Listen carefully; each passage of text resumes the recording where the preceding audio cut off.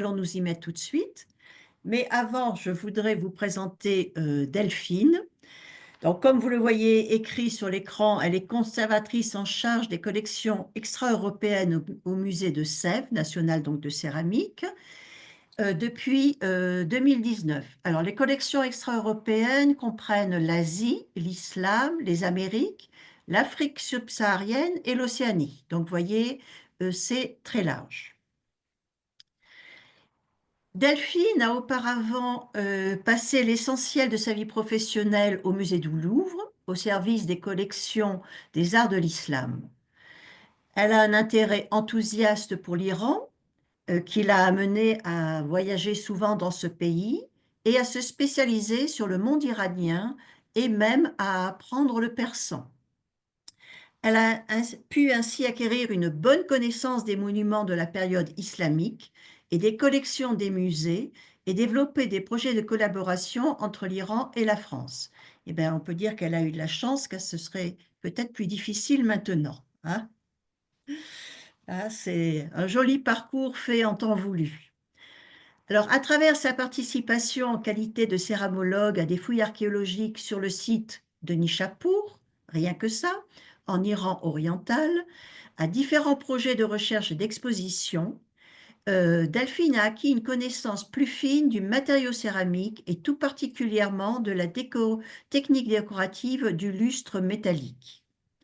Ses intérêts conjugués l'ont conduite à lancer en 2015, dans le cadre de ses fonctions au musée du Louvre, le Medieval Cache Project, qui a abouti à une importante base de données en ligne, réunissant plus de 600 carreaux lustrés inscrits iraniens des XIIIe et XIVe siècles, dans le cadre d'une collaboration entre le Louvre, Sèvres et l'INHA.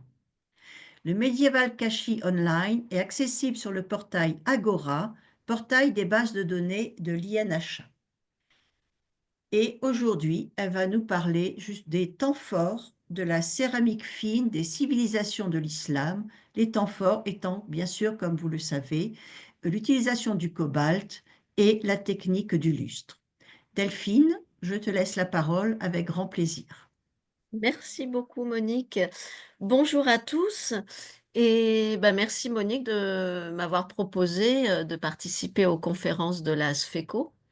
Et tu m'avais proposé de parler de céramique islamique, de faire une petite initiation. Alors bien sûr, j'ai dû resserrer. Et j'ai choisi de m'appuyer voilà, sur le titre très fameux de l'ouvrage de Grube, qui présente la collection Ralili et qui a apporté des nouveautés. Mais avant, en préambule, alors qu'est-ce qu'on entend par céramique islamique? Le terme recouvre de façon tacite la céramique fine, produite dans le monde islamique, et encore pas le monde islamique dans son intégralité, mais en fait dans les grands centres urbains des mondes syro-égyptiens et iraniens au sens large. Donc il faut toujours avoir à l'esprit que ces productions qui retiennent l'attention des historiens d'art et sur lesquelles on bâtit une, entre guillemets, histoire de l'art islamique, c'est en fait une moindre part du domaine. Mais c'est le moteur de cette histoire que je vais commencer à vous raconter, puisque c'est elle, cette céramique qu'on peut qualifier de fine, la céramique produite pour les élites urbaines, pour le pouvoir en place, pour les mécènes nantis, qui en fait, évidemment, fait l'objet des recherches les plus innovantes et qui conduit à de véritables révolutions. Donc, je vais au cours de cette brève séance présenter les temps forts des productions céramiques du monde islamique jusqu'à la période pré-mongole. Au départ, je voulais englober mes chers Mongols, mais Gengis Khan, qui est derrière moi, ne m'en voudra pas. C'était déjà beaucoup de choses. Peut-être qu'on pourra faire une suite, une conférence avec la suite. Donc, des principales productions et évidemment, plutôt, on va se tourner vers les innovations. L'idée, c'est aussi se faire plaisir et voir des belles choses, puisque vous allez être charmé par des pièces qui ont beaucoup de qualité technique et esthétique. Et évidemment, ces pièces ont satisfait le goût des premiers collectionneurs d'art islamique dans la seconde moitié du 19e, puis au 20e, et c'est pour cela en fait qu'elles se trouvent très bien représentées dans les collections européennes et outre-Atlantique, et donc sur notre territoire. Avancer, montrer une petite carte pour commencer. Donc, je m'appuie sur ces cartes qui viennent d'une base de données du Louvre pour resituer un peu le monde dont on va parler. Donc, avant l'islam, vous voyez l'Empire byzantin, l'Empire sassanide. Je vous ai mis une petite carte début 8e siècle, la première dynastie des Omeyyades. On est à une période où les premières productions, en fait, alors je vais avancer pour vous montrer cette pièce, 7e, 8e siècle, où il y a toujours voilà, un problème pour identifier ces premières productions céramiques, puisqu'elles montrent bien des caractéristiques de la période précédente. Ce qui va rapidement, même si ce n'est pas le cas de cette pièce-là, caractériser la céramique de la période, c'est l'incroyable développement de la céramique glacurée. Alors, je sais, pour le monde asiatique, on parle de couverte. Ici, dans le monde islamique, on parle de glaçure. Et aussi la variété des décors qu'elle va proposer dès fin 8e, 9e siècle. Et au-delà des développements techniques, on assiste aussi à l'émergence de nouveaux foyers de production. Alors avant de passer à ces productions glacurées, donc je voulais vous montrer cet objet des collections du Louvre, puisque justement, il illustre cette problématique avec un décor antiquisant, mais vous voyez que sur le bol, on a une inscription qui est une inscription en arabe, euh, un poème qui avait été lu par l'épigraphiste iranien Abdullah Rouchani. Et j'ai choisi de vous montrer cet objet parce que vous pouvez voir cette très belle pâte fine du monde. Alors, j'ai envie de dire, oui, je vais dire irakien, même si vous voyez que c'est une pièce qui a été trouvée à Suse. On est vraiment à l'ouest de l'Iran. Il y a la montagne du Zagros qui sépare le reste de l'Iran de cette région où se trouve le site de Suse et qui est vraiment totalement dans l'ère géoculturelle irakienne. Donc, on est vraiment, comme le dit l'expression issue de l'ouvrage sur lequel je me suis appuyée pour le titre, Cobalt and Luster, on est à l'horizon de Samarra, le grand centre de production. Donc voilà, une petite carte. Pour les premières productions, les premières innovations, il faut attendre on n'a pas le temps de faire d'histoire, mais la deuxième grande dynastie, celle des Abbassides, qui arrive au pouvoir au milieu du 8e siècle, voilà, que vous voyez ici en vert sur cette carte-là.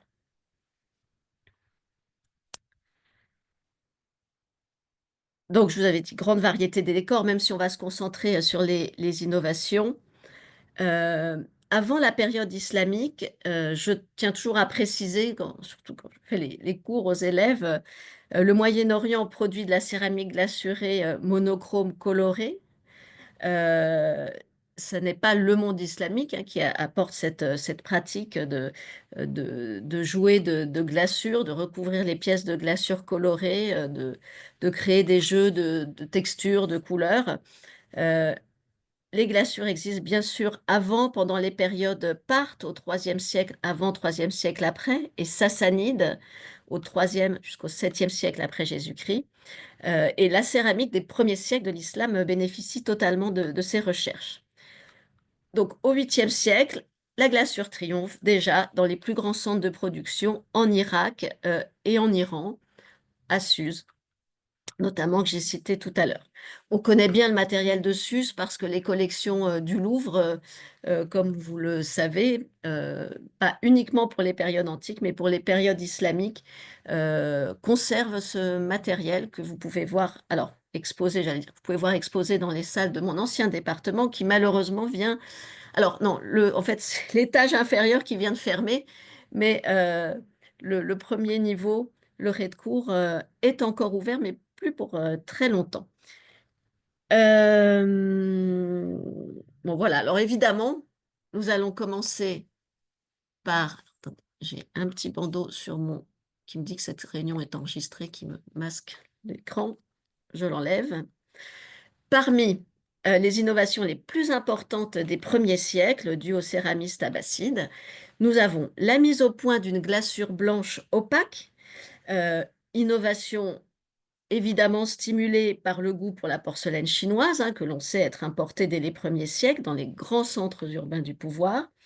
Et cette glaçure blanche est employée comme support de deux techniques décoratives qui sont les deux innovations majeures de la période, à savoir les décors au bleu de cobalt, comme ici sur ce petit pichet, attribuable à la seconde moitié fin du 8e siècle, pour les débuts. Alors ça, c'est des datations qui ont été en fait, qui sont issues des recherches, des fouilles de Suse, notamment, ce sont les datations des publications euh, de Monique Kervran, à laquelle je rends hommage. J'ai eu un grand plaisir de pouvoir aller à Nishapur avec elle. Monique Kervran, récemment malheureusement disparue. Les décors au bleu de cobalt et ce qu'on va voir ensuite, les décors de lustre métallique, les décors peints de lustre métallique, attribuables au début du 9e siècle. Donc ces productions sont façonnées dans une argile très fine que sur ce petit pichet du Louvre. Alors là, la pâte est un petit peu orangée, ou alors c'est l'effet de la photo, mais ce sont plutôt des pâtes jaunes, ces pâtes irakiennes, on reviendra dessus, en argile en général très fine, jaune pâle, propre à ces centres de production, recouverte d'une glaçure plombifère opacifiée à l'étain, opacifié à l'étain ou opacifié par différentes astuces. Il y a très très longtemps, je ne sais pas s'il est parmi nous, j'ai eu le plaisir de recevoir au Louvre Philippe Colomban, membre éminent de l'ASFECO, qui, grâce aux techniques du Raman, avait pu identifier d'autres techniques moins coûteuses pour créer un effet d'opacification. Mais l'idée, quand on a les moyens, c'est de les opacifier à l'étain. Voilà, c'est ce qui représente en fait les premières faïences de l'histoire de la céramique. La problématique des centres de production a suscité de nombreuses publications. Ces dernières décennies, grâce à Robert Mason, on pensait la faire trancher en faveur du centre de production de Basra, qui est au sud de l'Irak. C'était à peu près, il a lancé ça il y a une vingtaine d'années dans un ouvrage extrêmement important sur la céramique islamique. De plus récentes études, en fait, prennent en compte l'étude des couches géologiques du nord au sud de l'ancienne Mésopotamie, qui tendent à faire admettre plusieurs centres de production à même de produire avec cette argile très fine dont les différences de provenance ne peuvent pas être identifiées en fait. Identifier une argile ne permet pas d'identifier un centre de production comme on l'a cru un peu trop rapidement à certaines époques. Et ces analyses, moi j'avais reçu au Louvre Oliver Watson et une doctorante euh, iranienne, Madame Matin, Mojan, Matin, et c'est justement elle qui avait commencé ses recherches, elle a publié depuis. Et en fait, il fallait vraiment aller enfin, analyser l'argile et remonter jusqu'aux éléments de traces pour identifier différents sites de production. Alors, je vais vous montrer d'autres. Voilà, je vous avais mis ces tessons. Alors là, je suis désolée, il y a pas. Ce sont des tessons du Louvre et comme je les ai rajoutés un peu au dernier moment, je trouvais qu'on voyait bien sur les tranches cette argile vraiment très blanche, très fine, particulière de ces premières productions irakiennes. Alors ensuite, oui, j'avais mis ça. La photo est un peu moins belle que les précédentes. Alors, ces productions, elles se caractérisent par des décors de grand feu peints à l'aide d'oxyde de cobalt, pas uniquement, mais en grande majorité. Alors, ce sont des pièces qu'on façonne dans cette pâte argileuse. Il y a une première cuisson dégourdie, c'est naturel. Ensuite, on pose cette fameuse glaçure, si possible opacifiée à l'étain. Euh, on pose le décor et elle subit ensuite une seconde cuisson. Et c'est effectivement l'emploi de l'oxyde de cobalt qui domine. C'est une couleur qui domine même l'histoire de la céramique mondiale et le cobalt donne ce très beau bleu lumineux, puisqu'il a un très fort pouvoir colorant. C'est aussi un des oxydes privilégiés ici, à Sèvres, de la manufacture, car c'est un pigment qui résiste aux températures très élevées des cuissons. On trouve aussi sur ces productions, alors moi, je vous ai mis d'autres pièces, ici toujours une pièce du Louvre avec une, le motif antiquisant du laurier sur le marly, et puis au centre une épigraphie ou pseudo-épigraphie plutôt, parce qu'elle est tout à fait illisible, euh, avec des caractères assez nerveux qui peuvent évoquer la Chine, bien évidemment. Et on trouve aussi parfois d'autres couleurs à poser. On emploie parfois des oxydes de manganèse pour un noir virant parfois aux prunes. Et plus rarement, je n'en ai pas mis d'exemple là, mais on peut employer de l'antimoine pour le jaune. Alors j'ai rajouté à mon PowerPoint in extremis cette vue. En fait, c'est un objet sur lequel je me suis un peu plus penchée l'année dernière puisque je l'ai soumis au concours pour les candidats donc au concours de conservateurs, en pensant justement à l'ASFECO et à Monique, à vous tous, puisque cet objet ramène au numéro de Taochi de 2005, où il y a, voilà, vous allez comprendre pourquoi, puisque on rapproche cette pièce de pièces chinoises. Alors c'est une pièce conservée à la Frère Galerie de Washington, avec bon, un décor peint d'une vraiment extrême qualité, particulièrement vigoureux. Au centre, vous retrouvez, mais comme la pseudo-inscription précédente, ce qui est une vraie inscription, hein, on arrive à déchiffrer bénédiction à son propriétaire.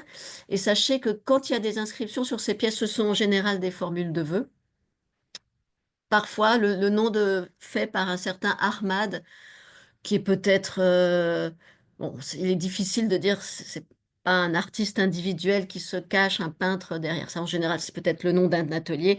On a trop peu d'éléments pour être voilà, affirmatif sur la question. Et voilà, la manière d'ailleurs dont se compose cette épigraphie, évidemment, ça lui donne une allure d'idéogramme chinois. Et justement, ça montre cette influence de la Chine qui a stimulé, comme je vous le disais tout à l'heure, énormément par ses importations, la céramique de cette époque-là. La forme aussi, vous voyez, très ouverte de la pièce, à bord éversé, reprend celle des céramiques Tang, de même que les touches de glaçure verte. Alors, les sources chinoises, hein, comme celles du monde islamique, attestent dès le milieu du 7e siècle d'échanges commerciaux de produits luxueux, tant par les routes terrestres de la soie que par les routes maritimes, hein, dans les deux sens. Dès le 8e siècle, la Chine des Tang importe le cobalt de la mine de Ramsar, près de Kashan, dont je vous montrerai sur une carte tout à l'heure. La céramique chinoise grès ou grès porcelaineux, hein, entre guillemets les proto-porcelaines, est hautement prisée par les sphères du pouvoir et les élites urbaines, et ça, les sources le relatent, notamment à la cour du célèbre calife Haroun al-Rachid, qu'on connaît un peu plus notamment à travers les échanges d'ambassades qu'il y a eu avec l'Empire de Charlemagne. Lui, il est au pouvoir de vraiment à la fin du 8e siècle, 786 jusqu'en 809. Et les pièces chinoises sont envoyées par le gouverneur de la région de l'Iran de l'Est, le Khorasan, Ali ibn Issa, ont vraiment suscité, c'est relaté dans les sources, l'émerveillement. Et du coup, bon, inspiré, euh, cette esthétique a inspiré les pièces. L'étude des échanges, et c'est pour ça que je faisais allusion à l'article de Taochi tout à l'heure, entre la Chine et le monde islamique, s'enrichit avec la fabuleuse découverte en 1998 de l'épave du plus ancien voilier à mât au large de l'île de Belitung, en Indonésie. L'épave contenait 60 000 objets, hein, en grande majorité de la céramique chinoise, et l'épave était attribuable grâce à un bol Changsha inscrit à une période proche de l'année 826. Enfin, l'inscription permettait de dater euh, du premier quart du 9e siècle. Parmi les pièces retrouvées, un plat en grès à décor bleu de cobalt. Je vous renvoie à l'article pour pour ceci, à palmettes digitées qu'on peut tout à fait comparer à ces pièces islamiques. Il y a vraiment une véritable résonance. Alors, j'avance par là. Cette pièce de la Frère Galerie ressemble à... On peut la comparer à une pièce de moindre qualité des collections du Louvre, où justement il y a cette signature un peu énigmatique, Ahmad. Alors, j'ai vu sur le site du Louvre, ils mettent 9e, 10e siècle, peut-être plutôt 9e. Est-ce que la qualité moindre, c'est parce que voilà, il y a une distance dans le temps ou des ateliers moins virtuoses? Ça, on ne peut pas trop le dire. Je tenais à présenter quand même cette pièce puisqu'elle est conservée. Elle associe ce type d'épigraphie à des couleurs vertes au musée Adrien du Boucher à Limoges, hein. Comme vous le savez, nous sommes dans le même établissement public qui maintenant est devenu un immense établissement public. Alors maintenant, je vais aborder le lustre métallique, mon sujet de prédilection.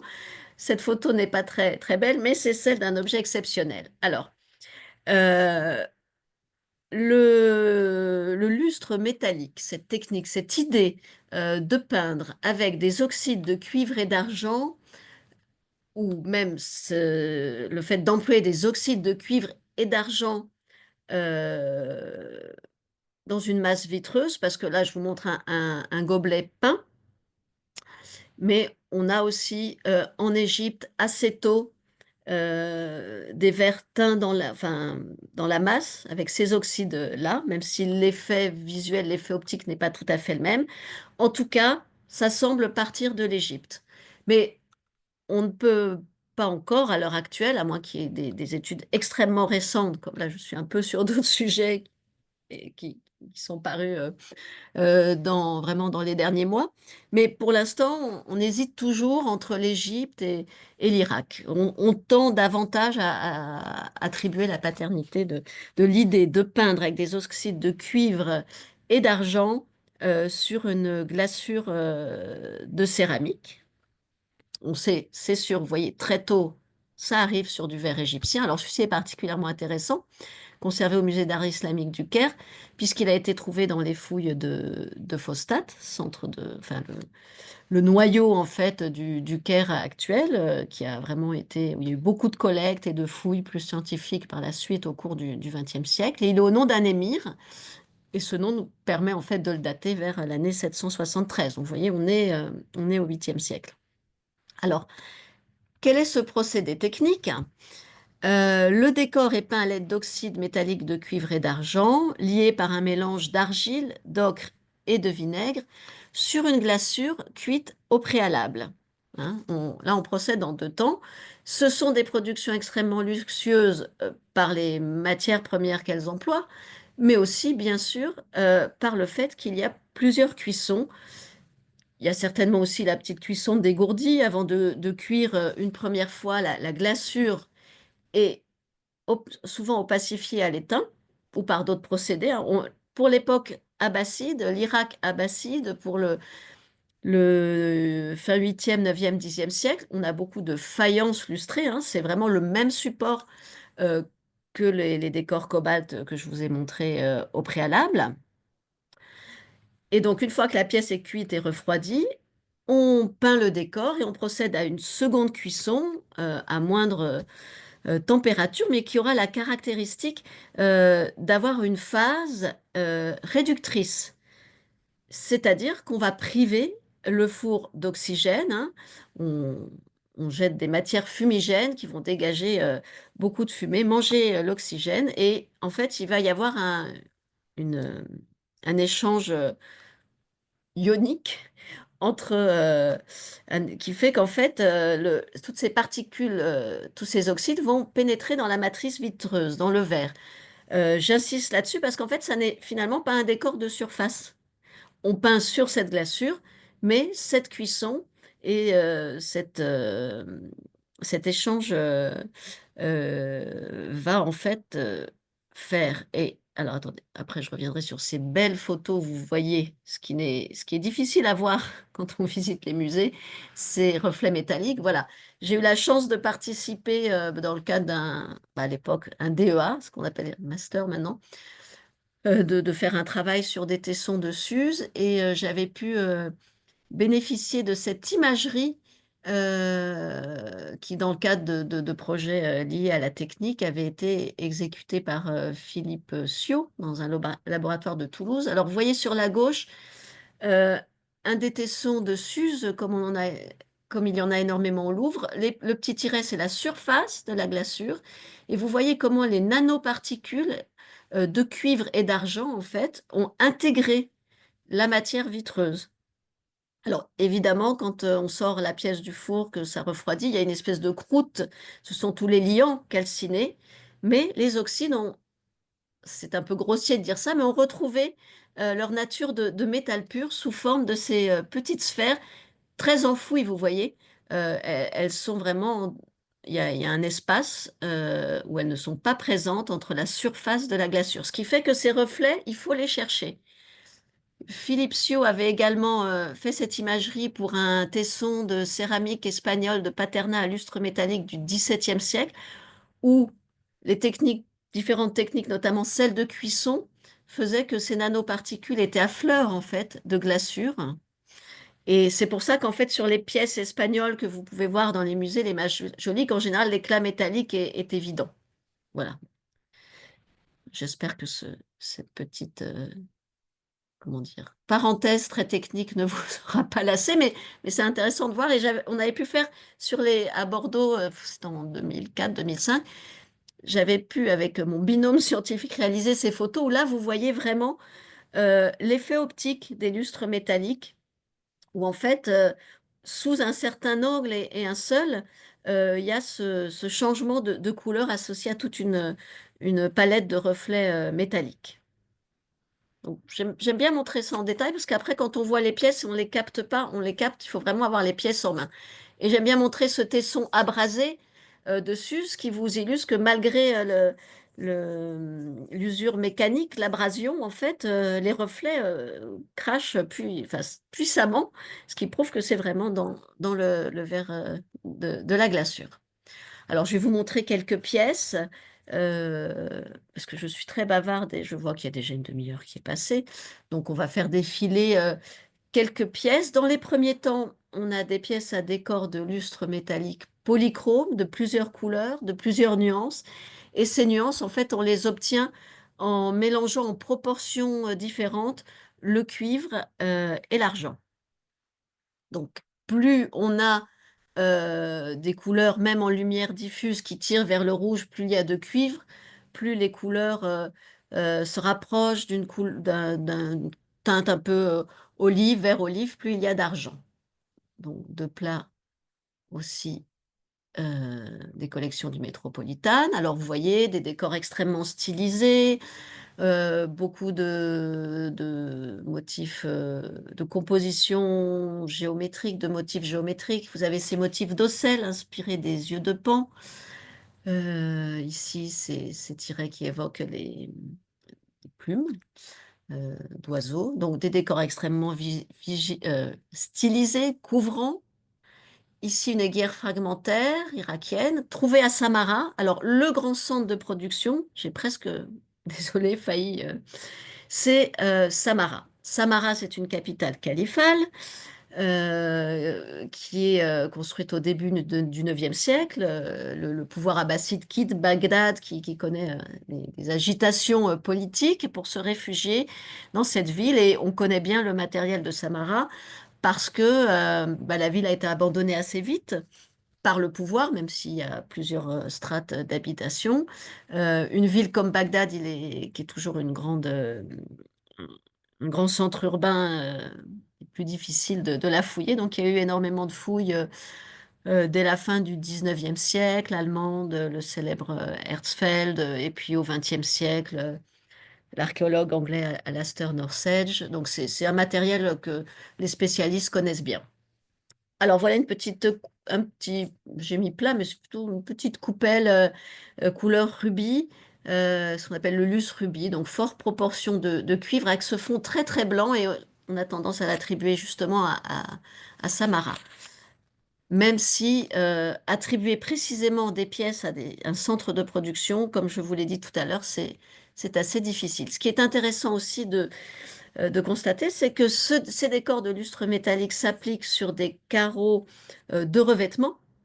À Samara, ils n'ont pas été trouvés posés à la base des monuments, ils ont été trouvés, ils étaient déposés, on ne sait pas s'ils ont été posés à un moment, mais en tout cas on trouve, et le Louvre en conserve, de ces décors mouchetés que le public trouve toujours assez contemporains en lustre, décors lustrés polychromes. On en trouve encore. Certains de ces carreaux ont été importés au IXe siècle à Kérouan, en Tunisie, en Ifriqiya, puisqu'évidemment, l'art abbasside va se diffuser vers l'ouest. Alors, je n'ai pas le temps de détailler, mais sachez que, alors il y a la grande problématique, est-ce que ces carreaux ont été importés? Est-ce que certains ont été faits sur place? Est-ce qu'il y a une transmission de savoir-faire?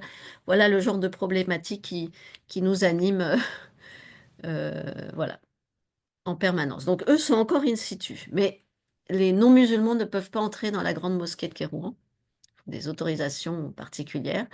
Bon, ça c'est un relevé, un dessin, mais voilà, je voulais vous montrer le type de motif, ces motifs végétaux et ce motif de palmette lobée qu'on trouve de façon récurrente. À partir du Xe siècle, on constate que les décors de lustre métallique deviennent monochromes en fait. Est-ce que, il y avait une trop grande difficulté? Est-ce que par souci de clarté, parce qu'on a aussi des compositions décoratives beaucoup plus claires. Voilà, ils sont en tout cas abandonnés au profit de ces grandes compositions monumentales avec, vous voyez bien que les pièces donc, ne sont pas dépourvues de décors figurés, mais ils sont extrêmement stylisés. Je trouvais ça intéressant de vous montrer des profils, les revers des pièces. Les revers des pièces, en fait, on, on a eu tendance à dire, et ça me semble tout à fait cohérent, que les revers pourraient en fait caractériser des ateliers, puisqu'on trouve des revers différents types de revers. Bon, voilà, je vous ai mis quelques exemples de ces compositions très savoureuses, au décor extrêmement stylisé, des motifs, toujours des motifs de remplissage sur les fonds. Et je crois que je vous ai mis un bois après pour que vous puissiez voir aussi le dialogue qu'il peut y avoir entre la céramique et d'autres matériaux. Un objet du musée du Louvre aussi extrêmement célèbre et intéressant avec ce grand coq monumental. On connaît pour l'Iran oriental qui n'a pas du tout développé ces techniques au Xe, XIIe siècle, des mises en page qui imitent ces pièces lustrées abbassides. Voilà, je vous ai mis ça au passage. Alors là, je suis désolée, sans crédit et sans légende. Ce sont des corps de stuc et une porte en bois provenant de Samara, mais pour que visuellement, voilà, vous ayez une idée un peu de cet univers décoratif, que je ne vous montre pas que de la céramique, où vous trouvez les motifs d'ocelles, parce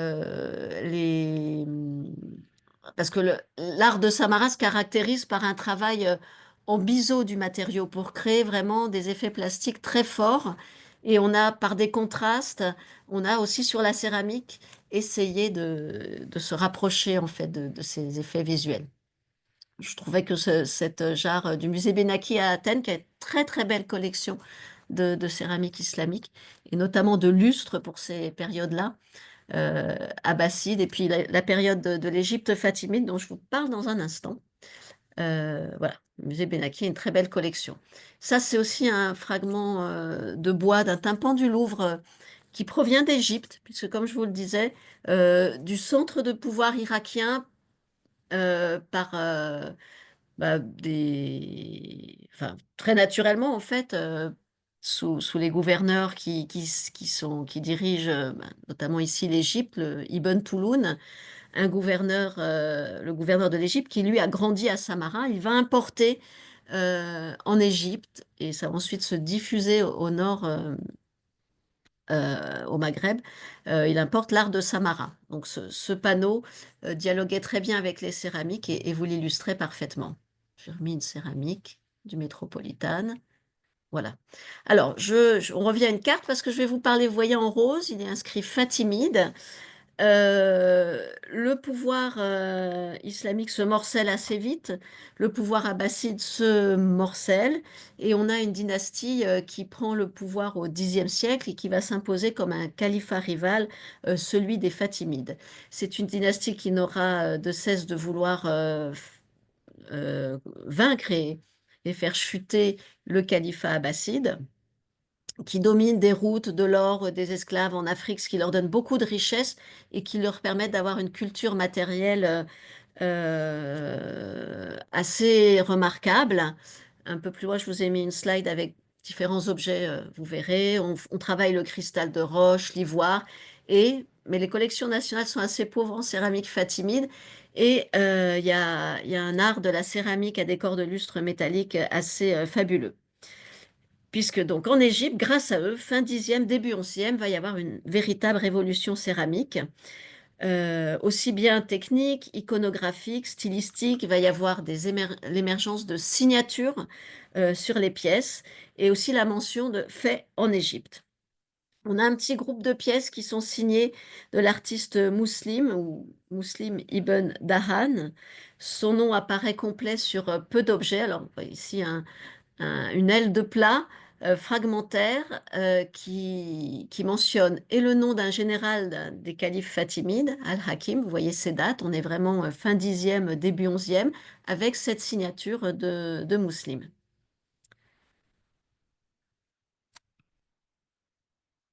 Une pièce aussi très célèbre des collections du Metropolitan Museum, avec la signature de Muslim, avec un lustre, vous voyez ici, assez pâle.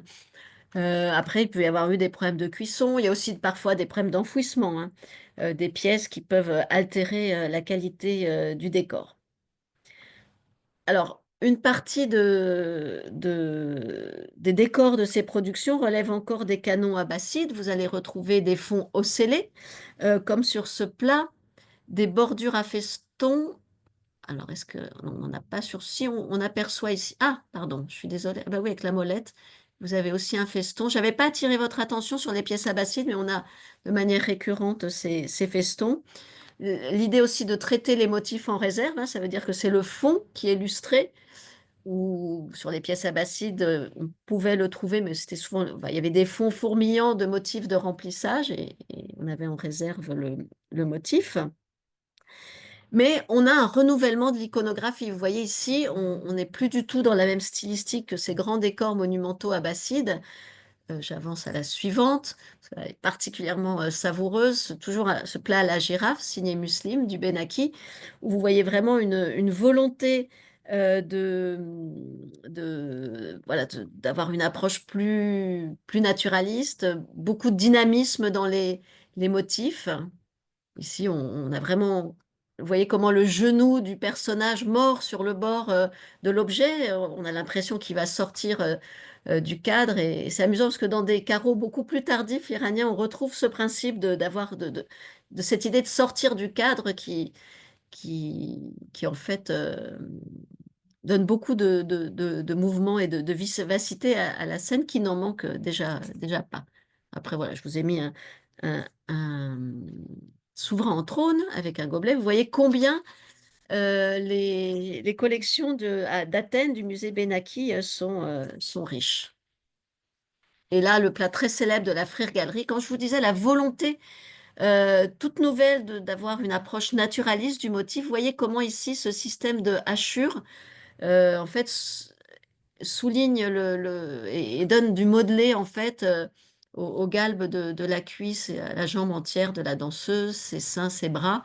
Il y a vraiment des recherches qui sont particulièrement émouvantes, hein, parmi les premières dans la peinture, tout en se juxtaposant avec des motifs très traditionnels, avec ces motifs d'ocelles que vous avez ici.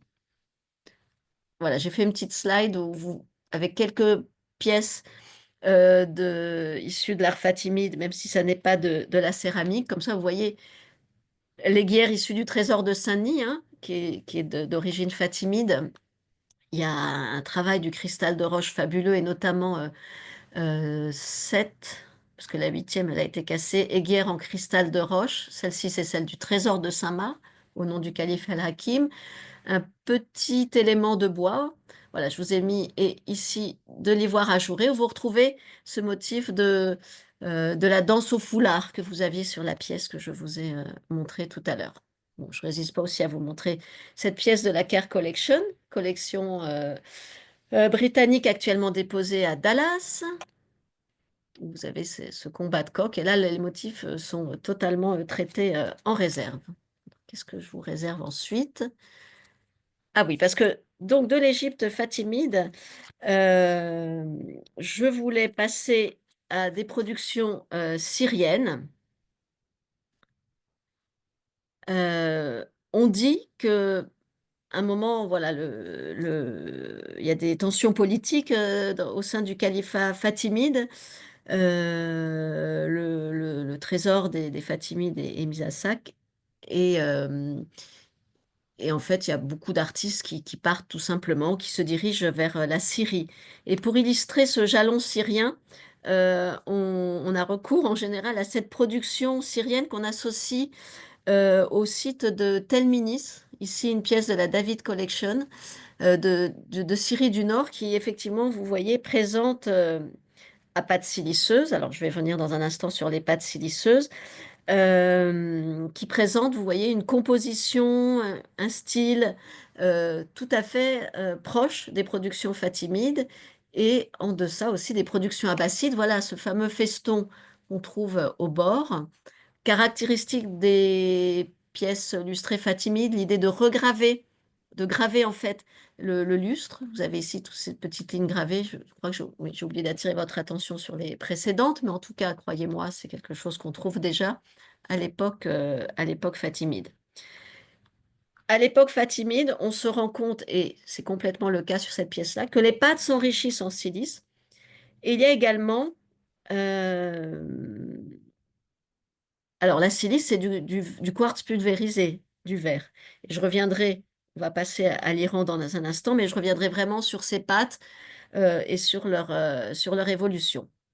À l'époque fatimide, mais bon, dans ce cadre restreint, je ne vous ai pas montré d'exemple, on va aussi s'intéresser aux glaçures colorées. On va poser les décors lustrés sur des glaçures colorées. Et pour vous évoquer ces productions, une pièce trouvée. Pourquoi c'est indiqué ici? Trouvée à Telminis. Bon, il y a une erreur dans mon PowerPoint. En fait, elle a été trouvée à Damas. Peu importe.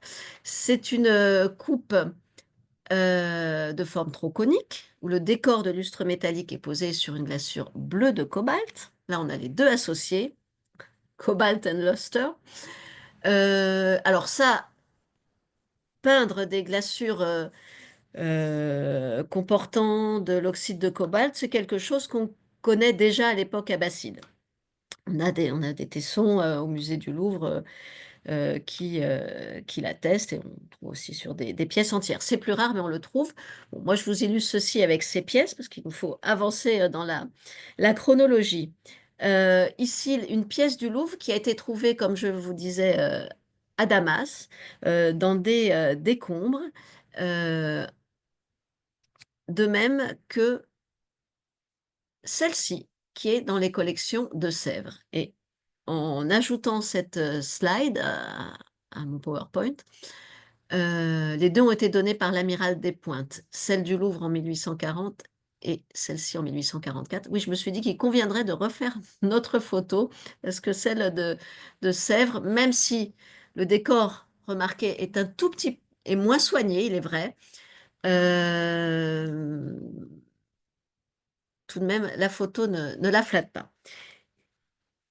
Donc, alors, oui, ce que je voulais vous montrer celle de Sèvres, parce que bah, voilà, maintenant je m'occupe des collections de Sèvres, et vous voyez, cette forme tronconique a inspiré, dès le 19e siècle, la manufacture de Sèvres qui a édité la forme dite Damas, puisqu'on savait déjà en 1844 que ça avait été trouvé à Damas. Et c'est vrai qu'en ce moment, bah oui, je suis à Sèvres, je travaille sur l'histoire des collections de Sèvres. Et j'étais très émue de voir la description du premier conservateur du musée, Denis-Désiré Riocreux, dans l'inventaire, sur cet objet. On a une époque où ces collections islamiques sont très très peu connues. Alors je vais me permettre de vous la lire. C'est une petite parenthèse hein, dans notre propos, mais il faut bien que j'amène un peu de Sèvres. Faïence vernissée, une coupe conique sans anse, en pâte argilo-siliceuse blanchâtre. Entre parenthèses, c'est vraiment très siliceux. D'un façonnage léger, vernissée vert turquoise, elle est ornée dans le bassin d'une rosace à 8 compartiments, simulant le calice d'une fleur ouverte, et peint en chatoyant métallique à reflets d'or. Ça m'a comblé cet après-midi quand j'ai relu, parce que si vous vous intéressez au lustre de métallique, je vous renvoie au catalogue de l'exposition 2008, Reflets d'or, à laquelle j'ai eu le plaisir de participer. Et je suis enchantée de voir que le titre qu'on avait choisi était, enfin, l'idée était déjà formulée de cette façon par notre cher Denis Désiré Riocreux, que je vous invite à rencontrer.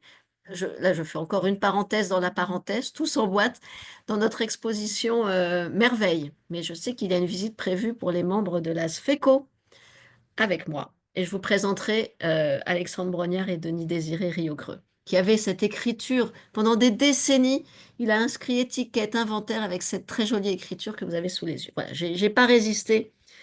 Et alors, l'esprit scientifique de Brognard et Riocreux est très présent dans cette notice.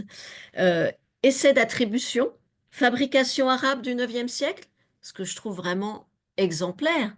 Parce qu'on est plus tard, mais effectivement, au Proche-Orient, il y avait déjà ces glaçures. Alors, c'est difficile de mesurer en 1844 ce qui leur était connu, parce qu'en 1844, il y avait très peu de témoignages de ce qu'on appellera les arts de l'islam dans le territoire national, contrairement à la céramique asiatique qui est très présente dans les collections royales, ce type de céramique, non. Donc voilà, là, il y a toute une étude aussi à travers rien que cette notice à mener.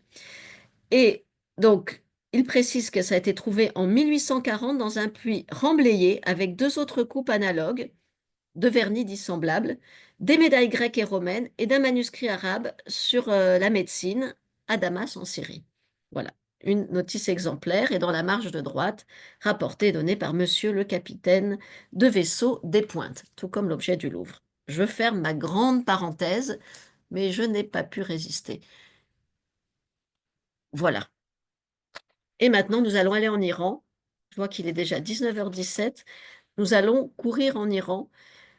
Et je voulais vous parler des pâtes siliceuses. Alors, ces fameuses pâtes siliceuses, et pour en parler, je vous présente un des objets les plus impressionnants des collections du Louvre, hein. Je ne sais plus quand on a acquis ça, mais c'était, en tout cas, c'est une acquisition relativement récente, après 2000.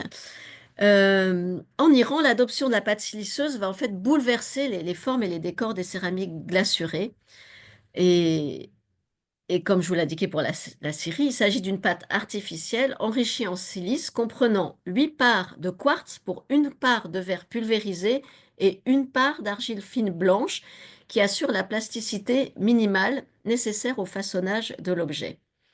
Alors, cette composition et ces proportions, euh, comment nous sont-elles connues de façon aussi précise? En fait, elles nous sont connues par un traité dont le manuscrit est conservé à Istanbul et qui a été traduit du persan en allemand pour la première fois en 1935. C'est le traité d'Abu al-Qasim Kashani, rédigé en 1301.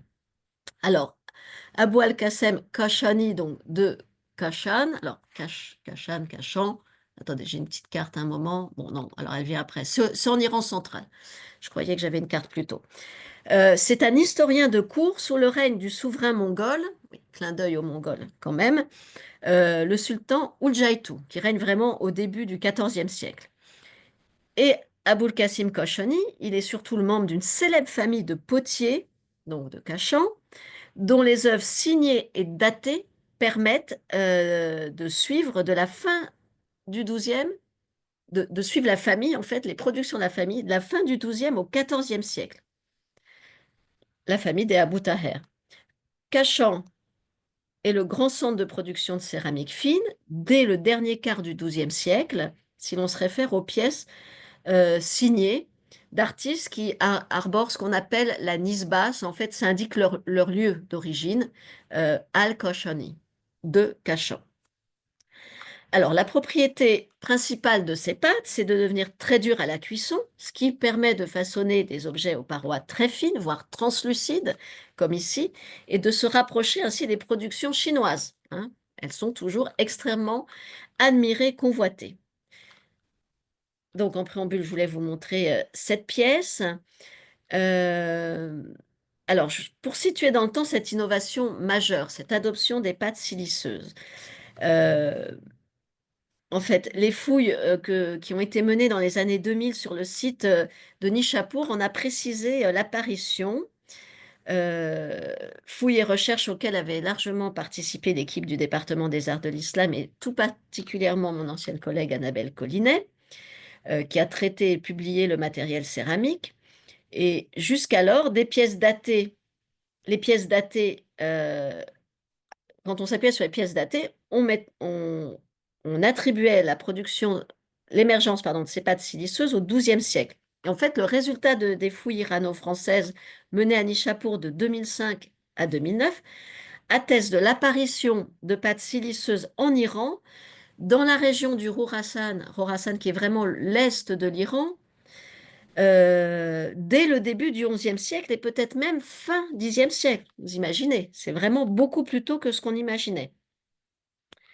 Et il y a aussi d'autres recherches archéologiques menées par une équipe italienne à Isfahan, au centre de l'Iran, qui ont conduit à des résultats analogues. Donc, les recherches de ces dernières années ont vraiment permis d'en comprendre un peu plus. Les conditions de cette redécouverte parce que les grandes civilisations de l'Orient ancien et de l'Égypte avaient déjà employé des pâtes de nature siliceuse pour la fabrication de leurs faïences, entre guillemets. Les faïences égyptiennes qui n'ont rien à voir techniquement parlant avec les faïences dont je vous parlais, une pâte argileuse recouverte d'une glaçure opacifiée à l'étain. Au IXe siècle, dans l'Irak abbasside, alors que seules sont employées les pâtes argileuses, on note l'apparition, j'ai déjà un peu dit tout à l'heure, mais discrète de pâtes qui contiennent des inclusions de verre. Et en Égypte, dès la fin du Xe siècle, on utilise des pâtes argileuses riches en quartz, comme je vous l'avais dit. À partir des Fatimides, on voit justement les pâtes s'enrichir en silice. On ne sait pas lequel a influencé l'autre, hein, c'est toujours en débat. Des fois, d'ailleurs, nous en avons parlé, Philippe, ensemble, de ces questions-là. On en parle régulièrement. Le débat demeure. On peut aussi imaginer des développements tout à fait indépendants, hein, au-delà d'un éventuel transfert de savoir-faire. Même si les objets en pâte siliceuse peuvent être façonnés par tournage à l'aide d'instruments intermédiaires, hein, parce que c'est très abrasif, hein, vous imaginez, ça contient du quartz. Ce sont en général des moules euh, en argile à deux valves, voilà, qui permettent de façonner à la fois la pièce et le décor. Je vous montre cet exemple des collections Khalili, publié dans l'ouvrage Cobalt et Luster. Un autre exemple, important à plus d'un titre, qui est conservé au Koweït, à la collection Al-Saba, qui, outre son intérêt pour l'histoire des techniques, ses qualités plastiques, hein, on peut déjà voir, c'est pas un moule, c'est une matrice de moule. L'objet est signé. Donc, cette matrice, alors on ne le voit pas sur cette photo, c'est pas l'original, la matrice originelle, hein. On ne voit pas sur la photo, je trouve, mais en tout cas, Oliver Watson, qui l'a vu tenu en main, euh, voit que l'objet a été tiré d'un moule. Donc en fait, on est face à une matrice de moule de seconde génération, ce qui atteste d'une production en nombre et qui atteste que ces productions devaient faire l'objet de commerce. Et quand on a moule, matrice de moule, tout le dispositif pour produire, on peut imaginer que ces éléments de production pouvaient être envoyés dans différents centres de production. L'objet est signé Faki de Samarcande. Samarcande, vous voyez, c'est beaucoup plus à l'est, hein. C'est en Ouzbékistan à l'heure actuelle. Mais c'est une signature qui n'est pas sans poser problème. Donc, on n'a pas le temps, malheureusement, d'entrer dans ce détail. Quand j'avais fait le cours aux élèves, j'ai entré dans le détail de cette signature. En tout cas, il y a une signature et je vous montre un objet que j'ai pu prendre en photo à Téhéran au musée Reza Abbasi, parmi ces objets peu publiés, donc qui illustrent ces pièces siliceuses qui sont obtenues à partir de moules, eux-mêmes obtenus à partir de la matrice de moules, avec ce décor que je vous ai montré. Alors maintenant, je vais aborder la céramique. Je vois que l'heure... Ah oui, je, je- je n'avais aucune idée. Je pensais que j'allais aller beaucoup plus vite. On va aller plus rapidement pour que je ne vous retienne pas trop. Mais au moins, j'aimerais qu'on se promène. Enfin, vous évoquez vraiment toutes ces techniques novatrices de l'Iran pré-mongol. La plupart de ces pièces ont été, on imagine, produites à Cachan. Il y a une carte qui va arriver à un moment donné, vous allez voir. En général, on commence par aborder les céramiques siliceuses à glaçure monochrome, parce qu'en fait, à travers euh, le matériel de Nishapur, trouvé en stratigraphie, on a pu identifier enfin une chronologie pour ces productions de céramique siliceuse à glaçure monochrome. Certaines n'ont pas de décor, d'autres, comme la pièce signée et datée que je vous présente dans un instant, ont un décor qui peut être, comme vous voyez, moulé. On a vu, grâce aux découvertes de Nishapur, que les pièces recouvertes d'une glaçure monochrome turquoise, donc à base d'oxyde de cuivre, sont les premières à apparaître. Ensuite apparaissent les bleus de cobalt, les opaques blanches. Voilà. Donc on sent qu'il y a une chronologie. Je souhaitais vous présenter cette bouteille, qui est la première pièce siliceuse datée connue, conservée à la collection Ralili, donc publiée dans Cobalt et Luster. En fait, ça devait être c'était une bouteille. Vous voyez la lacune de la partie supérieure, elle devait avoir un col fin et étroit. Voilà le détail très savoureux des médaillons moulés avec différents motifs, certains pouvant évoquer des motifs astrologiques. J'ai remis aussi cet objet-là. Ah ben voilà, la fameuse carte. Vous avez ici en gros l'Iran. Euh, il n'y a pas Téhéran sur cette carte, mais Téhéran c'est juste au nord de Rai. Voilà, où il y a l'étoile, c'est ce fameux centre de Kashan. Isfahan, qui est une ville très célèbre ici, voilà, en Iran central. Nishapur dont je vous parlais, ici, dans l'est de l'Iran. Et quand je parle du Khorasan, c'est donc toute cette région de l'est iranien. Grand centre de production aussi de céramique, mais même si on trouve des pâtes siliceuses, le grand centre de production de céramique fine, c'est Kashan. Je voulais évoquer la production, donc le stade, le stade suivant en fait, c'est la production dite de silhouette ware. La pièce est façonnée, recouverte d'un engobe noir qui ensuite est chanlevé, vous voyez, sous la glaçure colorée. Il y avait un engobe noir, on a chanlevé, on a évidé entre les motifs pour laisser le décor en réserve. Ici, un décor épigraphique particulièrement remarquable et recouvert d'une glaçure qui peut être soit transparente, soit colorée, comme ici.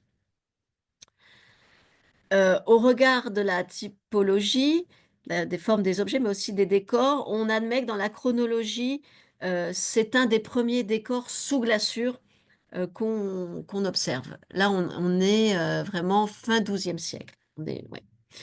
En tout cas, c'est ce qu'avance le grand spécialiste Oliver Watson, qui tente une attribution chronologique. Mais on n'a pas de pièce datée pour cette production. Je vous en ai mis d'autres. Voilà. J'aimais bien celle-ci, ce petit pichet, parce qu'il y avait un clin d'œil à l'art de l'Antiquité iranienne, avec ces bouquetins très stylisés passants. En plus, ça avait été trouvé à Rai, qui est une ville importante. Je tenais à vous montrer ce plat au cavalier parce que là, on a quand même, vous pouvez le voir, des affinités stylistiques avec la céramique fatimide, avec ses grandes, voire abbasside, ces grandes compositions monumentales. Voilà, il y a eu certainement, bien sûr, on sait que les pièces abbassides pouvaient être exportées vers l'est de l'Iran. On en retrouve en contexte archéologique. Euh, et on dit, et je le redirai pour le lustre métallique, que après l'étape syrienne, peut-être des artistes fatimides seraient allés jusqu'en Iran. Mais là, cette pièce est aussi résonne aussi avec les décors des pièces lustrées que je vous présente dans un instant. J'avais pas mis les réticulés, non, j'étais passée ensuite. Ah oui, au décor peint sous glaçure. Euh, les premiers décors peints sous glaçure, en général peints accrus pour les premières productions sur la pâte siliceuse et ensuite on recouvre d'une glaçure. Ici, décor peint, mais aussi dans le décor rayonnant, c'est de l'engobe qu'on a aussi, vous voyez ici, des inscriptions en sgraffiato. Voilà, c'est des corps peints sous glaçure. On connaît une pièce qui porte la date 601 de l'Hégire, qui est 1204. Donc on est vraiment au début du XIIe siècle. Comme je dois faire plein de raccourcis, j'ai été trop ambitieuse, je ne me rendais pas compte. Et j'ai pas eu le temps de faire une répétition. J'en profite avec cette pièce. Vous voyez, inscription radiante cursive, ce sont des vers poétiques, des vers du Shahnameh, vraiment le monument de la littérature iranienne. Il y a aussi des formules de vœux. Ça me permet de vous dire que une des grandes caractéristiques de la céramique iranienne de cette époque, c'est outre les noms, les dates, c'est de faire courir des vers poétiques qui sont parfois identifiés, parfois pas, parce qu'on a peut-être très certainement perdu les manuscrits d'origine. Le grand épigraphiste Abdullah Rouchani pense que certains vers poétiques sont ceux d'un des plus célèbres, mais je vais vous en parler tout à l'heure, peut-être un peu rapidement, étant donné que l'heure est avancée, artiste, euh, Abu Zaïd. Voilà, on peut effectivement se permettre de penser, voilà, d'être créatif, mais ça, est-ce que certains vers poétiques sur la céramique iranienne médiévale sont signés de l'artiste même? Pour l'instant, il n'y a aucun moyen d'en avoir la confirmation. Voilà, la première pièce datée, très mauvaise photo, euh, qui est conservée. Je ne l'ai pas mis. Et je vous avoue, je ne m'en souviens plus de conserver cette pièce. Une autre, par contre, au Koweït Museum. Voilà, parce que c'est très typique aussi de ces décors du début du XIIIe siècle, les waterweed en anglais. Le terme ne revient plus en français, mais voilà, c'est ce décor très souple végétal. Pour les compositions monumentales, ouais, je ferai ces décors très savoureux de pièces peintes, mais je vais passer assez rapidement. On associe aussi au décor peint sous glaçure un type d'objet à décor dit réticulé. En fait, on a deux panses et la panse externe est ajourée. Donc, vous imaginez la maîtrise qu'il faut avoir pour réussir à ajourer une panse. Ici, c'est comme un objet de 20,8 cm. Il y a toujours des risques de déformation.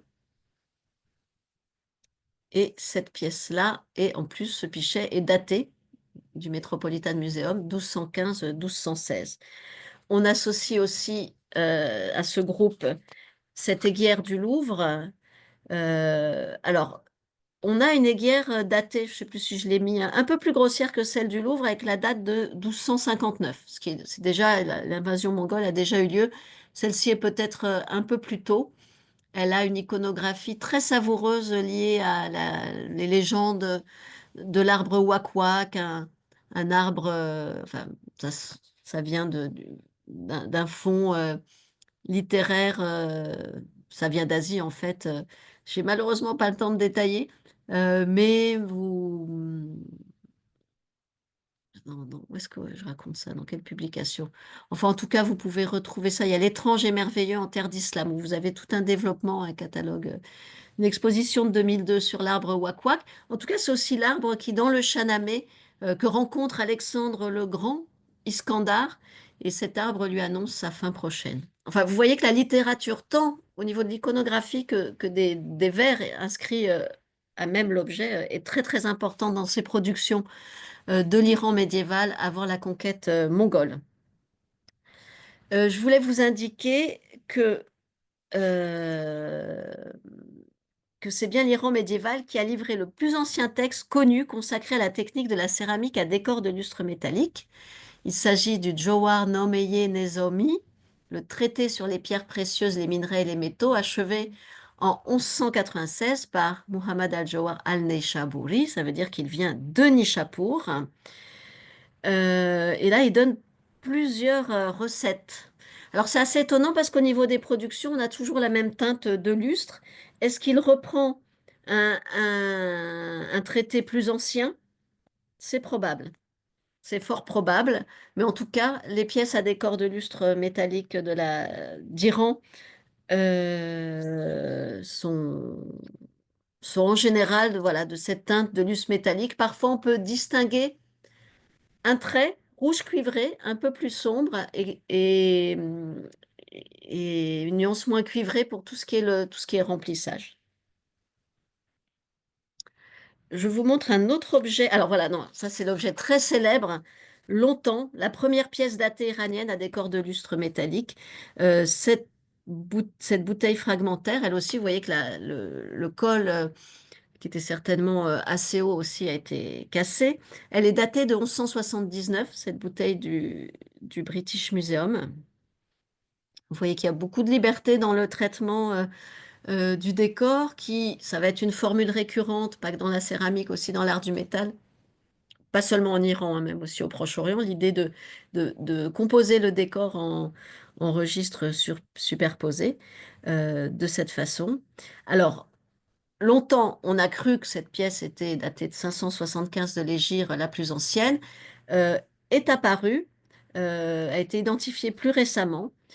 C'est la pièce que vous avez sous les yeux, datée de 575 de l'Hégire exactement. Le décor présente plus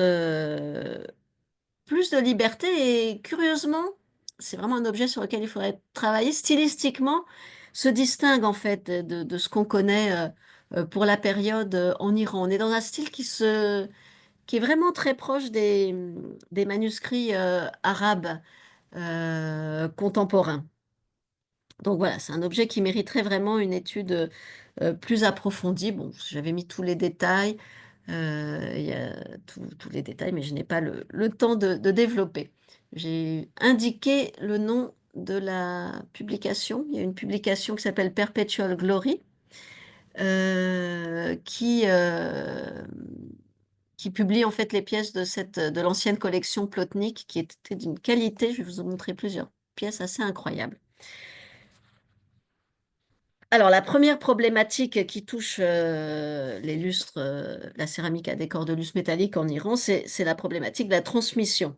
La technique, comme je vous l'ai dit tout à l'heure déjà, est-ce que le savoir-faire est arrivé en Iran grâce aux migrations d'artistes venus d'Égypte, à la destruction du quartier des potiers à Fostat en 1168, au moment aussi où il y a eu enfin, le sac du palais, à la fin de la période fatimide?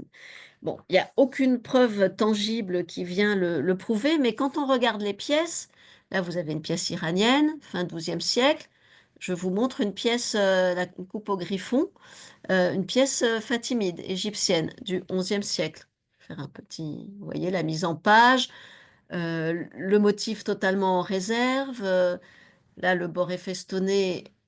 D'ailleurs, le feston sur la pièce iranienne rappelle les pièces fatimides irakiennes. Bon, voilà. Vous voyez qu'on est vraiment en droit de s'interroger. Coupe à décor monumental, Iran, Ouraï, fin XIIe siècle.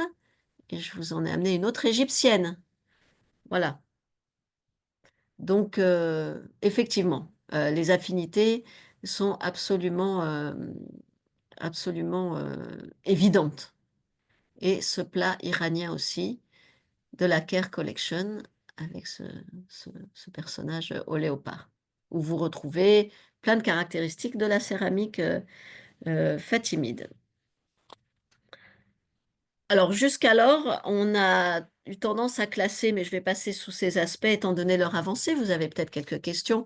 Oliver Watson a classé en fait cette céramique lustrée en différents styles. Le style monumental pour ces pièces qui sont vraiment en écho des pièces fatimides. Le type le type dit miniaturiste, où vous avez effectivement cette échelle miniature des décors, avec là une mise en page tout à fait différente, qui n'a, même si au centre le personnage semble monumental, vous avez toute cette partition du décor en différents registres, en différents, vous voyez ici que même à l'intérieur du Marly, tout est cloisonné, mais, tout est fractionné, donc des compositions assez ambitieuses. La plus ancienne pièce à décor miniaturiste, bah, c'est la bouteille que je vous ai montrée, 1179, mais ici vous avez un plat daté de 1191. Donc il démontre comment toutes les pièces à décor miniaturiste, j'aime beaucoup cette scène d'école, datent d'avant les années 1200, et qu'ensuite ces décors, voilà, bon, ça a forcément un petit clin d'œil. Bon, après il y a une signature d'artiste, malheureusement je vais, étant donné que l'heure est avancée, passer sur enfin, toutes les signatures. On va dire quelques mots sur Abu Zaïd al-Kashani, mais j'aime beaucoup ce plat où vous voyez ces étoiles écrans imbriquées qui rappellent les décors, euh, le décor architectural que, voilà, que j'avoue avoir un peu étudié. Et voilà une des premières pièces attribuées au style dit de Cachan qui ferait la synthèse. Donc voilà, bon, ça c'est la 1199. Oliver Watson publie ce fragment où il distingue déjà la fusion des deux styles, mais bon, je trouve ça un petit peu, voilà, ce qui est très éloquent, c'est cette pièce-là. Voilà ce qu'il appelle, bon, je trouve qu'il doit plus au style monumental, le style de Cachan, avec ce plat aux joueurs de polo, très célèbre plat des collections du Victoria et Albert Museum.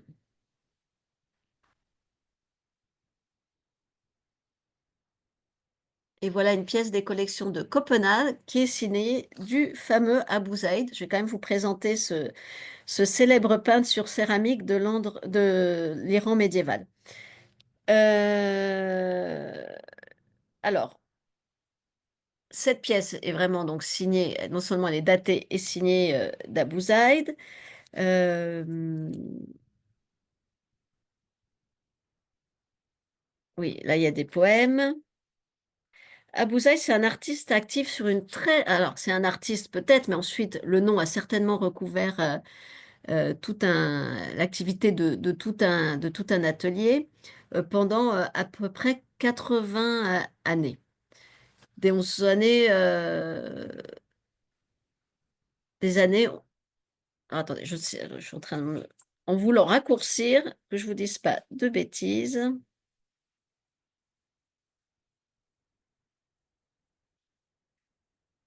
Oui, des années 1180 jusqu'aux invasions mongoles. Non, une cinquantaine d'années. Je vous ai 80, c'est quand même un peu beaucoup.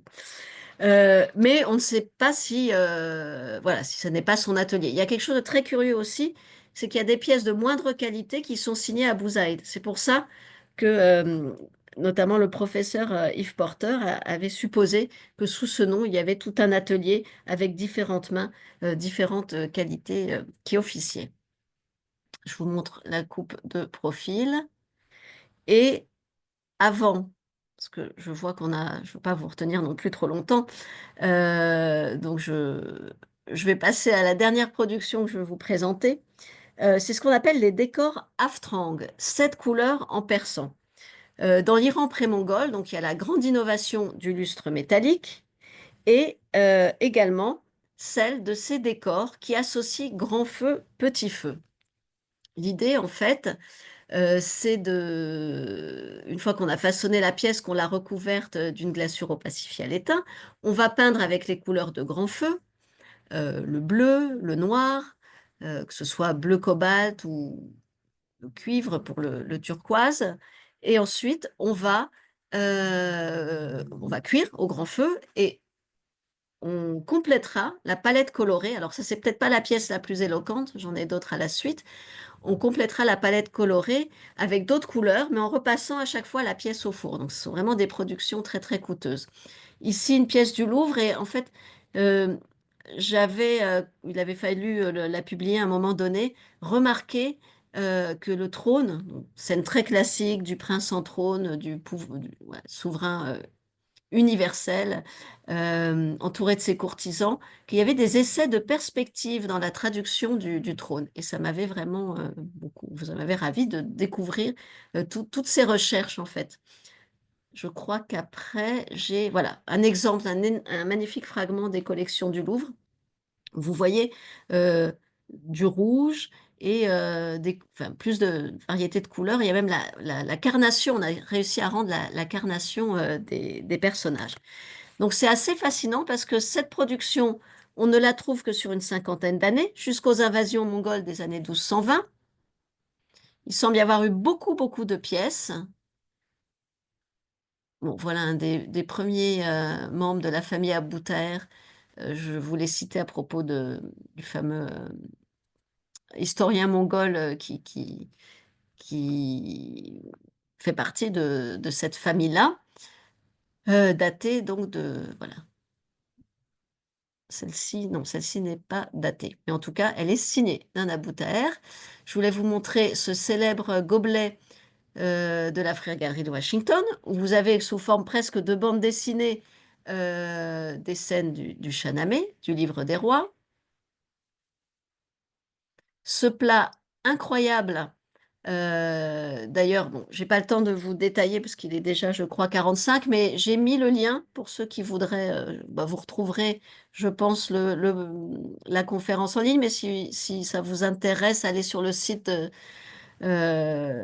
asia.si.edu de la Frère Galerie de Washington. Il y a donc tout un texte sur cette scène de bataille qui est absolument fabuleuse, où figurent des noms de personnages historiques. C'est une bataille qu'on a pu identifier. Donc, vous voyez la richesse iconographique de ces productions. Voilà, c'est une ancienne collègue du Louvre qui avait pu prendre ces détails fabuleux. Vous voyez ici les personnages nommés par ces inscriptions. Voilà le revers.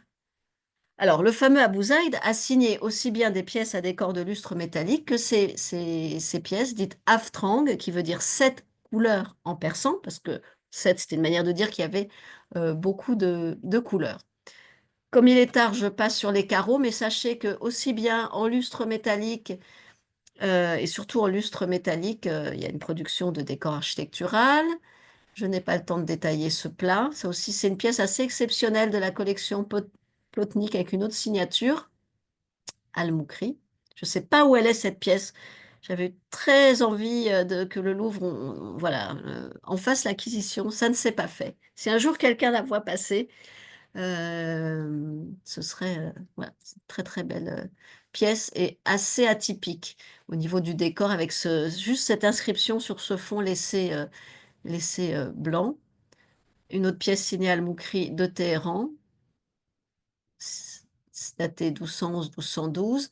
Et je voulais montrer, pour finir, sur une association de lustre et de cobalt. Ça, cette pièce, elle a été achetée par la collection Salihani. Elle appartenait à la collection Plotnik, une pièce certainement inachevée, signée Al-Moukri, mais vous pouvez voir, avant la totale mise en couleur, la qualité du dessin de cette pièce-là. Ce que j'ai oublié de vous dire, c'est que pour cette période, on a très très peu de manuscrits, presque plus. Et cette production de Hafrang donne une idée de ce que devait être la peinture de manuscrits. Je ne sais pas si j'ai mis le revers, mais vous voyez un peu l'état de la pièce au moment où elle peut faire l'objet d'une première cuisson avec les bleus. Je vais bientôt terminer parce que je voulais vous montrer qu'au revers, il y a des traces de lustre métallique, ce qui peut nous indiquer qu'elle a peut-être cuit au grand feu une première fois, une deuxième fois pour le lustre métallique et qu'elle allait peut-être faire l'objet d'ajouts de couleurs ultérieurement. Je ne sais pas pourquoi j'avais prévu de vous en dire plus, parce qu'en fait, il est déjà 19h49. J'espère que je n'ai lassé personne. Et donc, on va clore ici. Peut-être qu'on continuera une autre fois, mais voilà, je vais m'arrêter ici. Parce qu'après les invasions mongoles, ces techniques vont se poursuivre, mais il y aura aussi d'autres innovations techniques, esthétiques. C'est aussi une autre histoire. Eh ben, je crois que nous allons programmer la suite de l'histoire hein, pour l'année culturelle prochaine, ça c'est sûr. Aucun problème de dépasser l'horaire, tu vois, nous sommes là à t'écouter. Tu avais espéré que nous allions être charmés par les pièces et on peut te dire que ton objectif est absolument atteint. Tu nous as en effet charmés par ta présentation, ton enthousiasme pour cette céramique, donc ton enthousiasme pour ce sujet et également par l'excellent choix de pièces que tu as fait. Et tu nous as également bien souligné l'importance de la poésie, de la littérature, ce qui est très important dans le monde de l'islam. Et c'est bien bah, de le souligner que cela a été rapporté sur la céramique, puisque c'est un des fondements quand même des arts de l'islam et de la pensée du monde islamique, donc avec la poésie et la littérature. Ben, écoute, je te remercie. Je pense que tout le monde va te remercier. Et là, je vois que tu as levé le doigt. Je Non, t'en je dis, prie. je rêve d'une exposition sur poésie et céramique, parce que le monde asiatique n'est pas non plus dépourvu de cette éloquence-là sur céramique. Ben, alors, il faut que tu contactes un musée. Non, non, c'est dans nos petites idées Ah, ben, d'exposition. c'est très bien. Donc, dans ton musée, on attend ça avec impatience alors. Mais Oui, avant parce que cela, je vous accueillerai à merveille avec grand plaisir, ouais, ouais, oui, ça, aux enthousiasmes. je vais te contacter sous peu pour avoir une date qui te convienne et que l'on puisse proposer. Ça, il y a pas de problème. Il y a juste les vacances de Noël et la remise en état de la maison qui m'ont un petit peu retardé. Non, mais il Voilà. y a jusqu'à fin juin, Monique, Oh, bon, il y a pas d'urgence. il y a pas d'urgence. Voilà, ben, c'est parfait. Alors, Merci à tous. nous allons peut-être avoir des questions. Voyons voir si dans les discussions, il y a des questions. Euh, Ce que j'ai reçu. Merci. Donc, tu as dit merci beaucoup pour cette belle découverte. Merci Delphine. Merci à À très tous. Merci. bientôt. Je dois me sauver. Ça, c'est Philippe Truong. À bientôt. Voilà. Merci beaucoup pour cette passionnante présentation. Et donc, y a-t-il des questions parmi les personnes ici présentes? Arrêtez le partage. Merci, Alors, moi, c'était j'ai une question qui taraude, bien sûr, les spécialistes des arts islamiques et de la Chine. Ce sont ces pièces qui ont été faites donc au début du IXe siècle. Tu sais, en rapport avec ce fameux Belitung, Mm. qui a commencé le premier avec ces motifs. C'est le problème, c'est Et oui, vous, parce qu'il y a vous n'avez forcément un pas va-et-vient. de stratigraphie pour ça. Mm. Voilà, parce que Je ne pense pas bon, pouvoir y répondre, mais on peut essayer de s'atteler à essayer de ouais, rassembler des pièces. Bon, on en avait parlé. oui, ouais, ouais, parce que vraiment pour moi, Alors, pour moi, il y Yolande a une avait influence parlé, islamique sur les motifs. oui, Ça et la voilà, palmette est reine, oui, grâce à toute l'influence de l'Antiquité hellénistique. voilà. Donc ça donc il n'y a toujours pas d'avancée sur le plan archéologique pour trouver des pièces dans une stratigraphie qu'on peut dater. Ça non. Faut rechercher. Mais en fait, oui, je ne suis pas au courant des dernières, malheureusement, Oui. des dernières fouilles Mais oui, il faut que je me note quelque part. Ce serait bien de se faire un petit séminaire aussi avec les collègues du Louvre Ouais, tout euh, à fait. autour des Sur, motifs et pour arrêter de répéter toujours les mêmes choses et un petit peu. oui, enfin de dire qu'on ne sait pas en plus. Alors sur la palmette digitée, c'est Yolande nous avait montré dans le Oui, cadre de ses mais je ne conférences suis et pas c'était convaincue. japonais. Je ne suis pas convaincue euh, de ce qu'elle a. C'est pas chinois pour moi, cette façon de faire la palmette, c'est pas chinois. Donc, je ne suis pas convaincue. C'est une excellente recherche qu'elle a faite, mais je n'en suis pas convaincue. Donc, j'attends d'être convaincue, moi, hein. Il faut Mais je toujours pense que avancer des ça, choses il y a pour avancer. certainement quelque chose par l'Asie orientale et les textiles, Hmm. Ah parce que ouais. ça se retrouve là. Textile et céramique. Quel beau sujet aussi. Oui. Hmm. Y a-t-il donc des questions de la part... Alors, Marie-Pierre Asquier, merci pour cette présentation riche de beaux exemplaires au cobalt illustre. Je suis sûre qu'elle s'est régalée. Merci. Alors, Oui, je peux me pas de permettre, questions? Si, si je peux me permettre, je vous en prie. ça n'a pas tout à fait à voir avec ce qu'on vient d'entendre, merveilleusement bien présenté, je vous remercie. Merci. Je vous avais adressé un mail il y a quelque temps sur une pièce de céramique de Matsumoto, un chawan de Matsumoto. Est-ce que ça vous dit quelque chose? Et je vous ai pas répondu, donc, si vous m'en parlez. Non, voilà, exactement. Oui. Parce que, bon, je peux raconter ma vie, mais à Matsumoto, lors de mon dernier passage, on n'a pas parlé il n'existe pas de production. Et cette pièce-là, de ce Chawan de Matsumoto, est présentée au musée de Sèvres, d'une Si, ça me donation. revient, c'est bon. Bah, j'étais tellement toute la journée dans reprendre ma céramique islamique. Oui, ça me revient. Et je vous ai pas répondu. Non, non, non. Bon, on peut s'appeler. Oui, entendu. Oui, j'essaierai Euh, de. alors, j'ai pas. Je vais rechercher. Attendez. Et puis alors, moi, j'ai pas d'énormes compétences sur ce centre de production-là. Je connais très mal la céramique japonaise. J'étais assez surpris parce que à Matsumoto, on ne parle pas de cette production. Elle est totalement ignorée. Et on retrouve cette pièce-là dans les rayons du musée, du musée de Sèvres, dans les vitrines du musée de Sèvres, suite à une donation de l'année 1904, je crois, de Mhm. mémoire.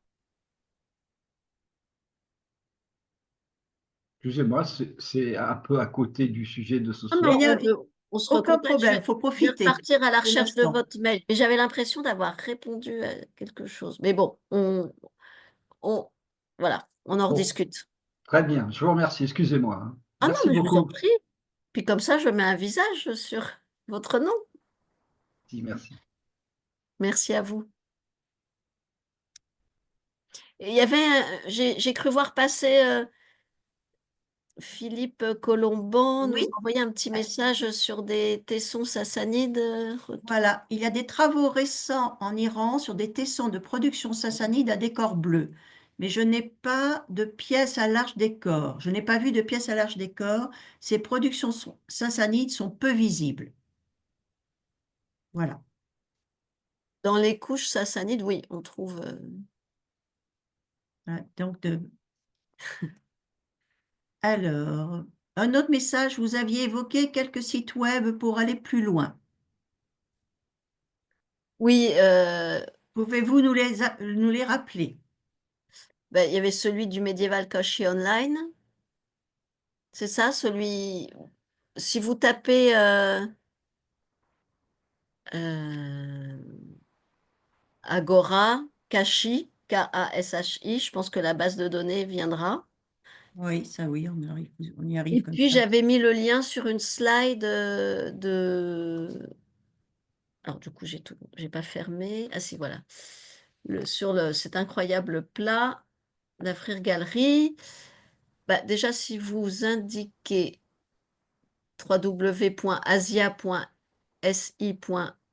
www.asia.si.edu, vous allez atterrir sur les sites de la Smithsonian, trouver la frire galerie. Je pense que vous pouvez trouver ça facilement. Sinon, comme c'est sur le... Ou je sais pas, dans un mail, Voilà, Monique, ça y est, il y a j'envoie ça. c'est Yongsong vient de marquer les sites. Merci, Yongsong.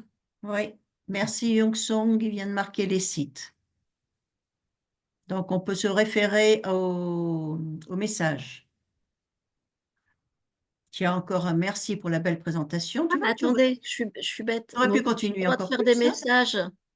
Oui, Je vais faire un petit dans copier-coller. les... Alors, chat à tout le monde. Je vais Voilà, mettre le lien de la Smithsonian. oui. Alors, nouveau message. Comment je fais? Comment j'écris un message, moi? Je suis dans le chat, en dessous.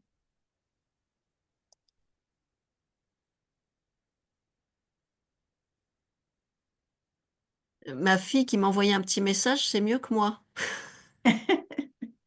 J'arrive pas. Quand je clique sur le chat, je vois pas où je peux envoyer le message. Bon, Bon, mais là, de toute façon, ça y est, c'est écrit. Ils sont écrits, les sites. super. Ah, même la Smithsonian. Oui, Ah bah asia.asi.edu, super, tout ça c'est merci, marqué. merci Agora, c'est marqué. Yongsong. Donc ça, c'est Yongsong qui a eu cette gentillesse. Voilà, donc c'est facile pour tout le monde. Bon, ben, au plaisir de vous voir en vrai. Ben oui, oui, oui, on se reverra, bien sûr. Sans problème. Il n'y a pas Et d'autres ben, je questions. pense que on va pouvoir se dire au revoir maintenant. Encore merci, Delphine, pour Ben, cette je vous en prie. superbe conférence. Et puis, tu es réservé pour l'année culturelle prochaine, pour la suite. Voilà, à partir des Mongols, Très hein, bien. à cheval avec les Mongols. Ouais. Il y a Monsieur Vance qui voulait entendre parler de la craque porcelaine. Voilà. Ben, ça sera après. Est-ce que Monsieur Vance est là? Alors, oui, il est là. Bon, ben, je lui répondrai parce qu'il y a ce livre sur tout ce qui est céramique safavide. Je lui ai envoyé la photo. Je vais lui envoyer les coordonnées. Oui, je lui ai envoyé la photo. Tu sais, j'avais photographié quand j'étais venue te voir. Ah, bah super. Donc, je lui ai envoyé la photo à Jean-François, donc Jean-François Vance. Vraiment, c'est une somme pour, voilà. En plus, The First Global Age, Oui. Donc, c'est j'avais pris parce la que photo pour moi-même et puis, du coup, je lui ai ils ont, envoyé. ils ont publié des articles pendant des années et avec beaucoup d'analyses et voilà. Maintenant. C'est une Vous très bonne m'entendez? astuce. C'est Oui, Jean-François, vous m'entendez? Ah, oui, voilà Jean-François. Ah, merci beaucoup, merci vraiment beaucoup pour ce magnifique conférence.